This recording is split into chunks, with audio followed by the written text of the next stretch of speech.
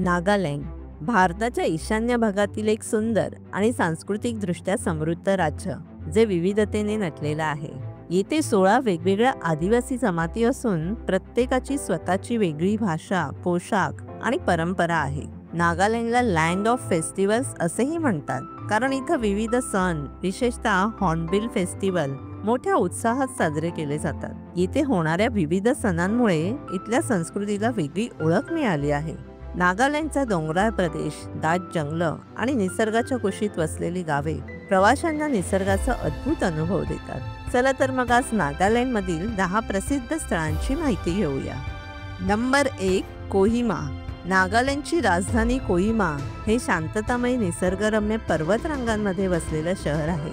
येथील Kohima war symmetry हे दुसऱ्या महायुद्धातील सैनिकांच्या स्मरणात बांधलेलं स्थान आहे।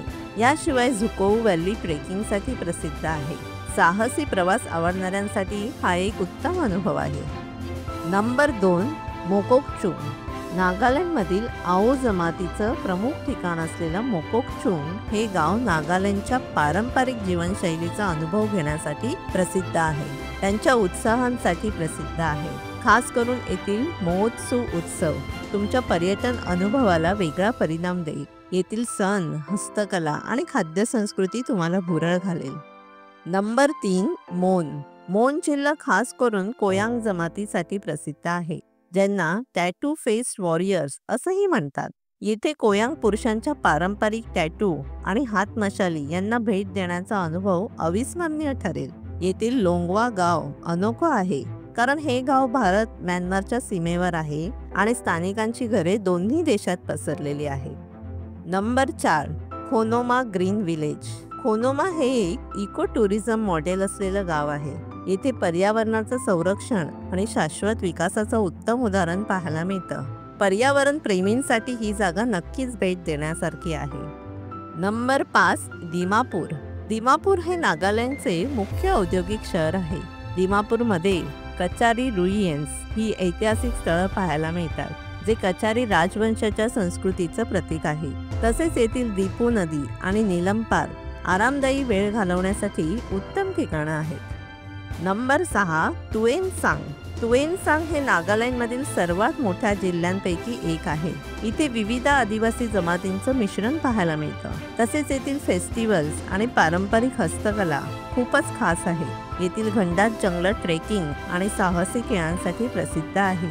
येथील नैसर्गिक स्थळे आणि पारंपरिक जीवनशैली पर्यटकांना खूप आकर्षित करते।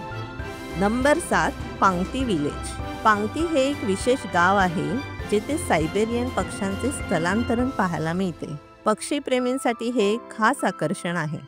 नंबर 8, वोखा। वोका हे हिरव्या वनराईने नटलेलं ठिकाण आहे। इथे तुम्हाला नागालँडच्या सर्वात सुंदर डोंगर रांगा आणि संत्र पिकवणारी शेतं पाहायला मिळतील। वोका हे प्रकृती आणि शेती पर्यटनासाठी उत्तम ठिकाण आहे। येथील अर्धरंगीत फुलांची शेती आणि शांत वातावरण पर्यटकांना आकर्षित करतात। याशिवाय स्थानिक कुटुंबाची जीवनशैली अनुभवण्यासाठी हे उत्तम ठिकाण आहे। नंबर 9, पेरेन। पेरेन हा जिल्हा आपल्या निसर्ग सौंदर्यासाठी आणि झेलियांग जमातीच्या परंपरांसाठी ओळखला जातो। येथील पुईलुबा गावातील जीवनशैली पाहण्यासारखी आहे। आणि नंबर 10, नागालँडचा हॉर्नबिल महोत्सव। प्रत्येक डिसेंबर महिन्यात हॉर्नबिल फेस्टिवल कोहिमा जवळील किसामा हेरिटेज विलेजमध्ये साजरा होतो। नागालँडमध्ये साजरा होणारा हॉर्नबिल महोत्सव हा राज्याचा मुख्य उत्सव आहे।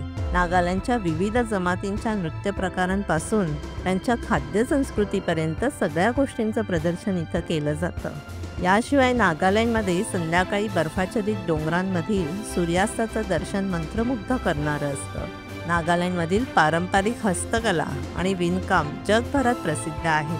येथील आदिवासी वस्त्र, हस्तकला आणि पारंपरिक दागिन्यांचा अनुभव घ्यायला विसरू नका। नागालँडचं स्थानिक भोजन जसं की बॅम्बू शूट करी आणि पोर्क डिशेस नक्कीच चाखून पहा। नागालँड 7 सिस्टर्सला जाण्यासाठी विशेष इनर लाईन परमिट आवश्यक आहे। नागालँडचा प्रवास साहस आणि शांततेचं अनोखं मिश्रण आहे। धन्यवाद। थँक्यू।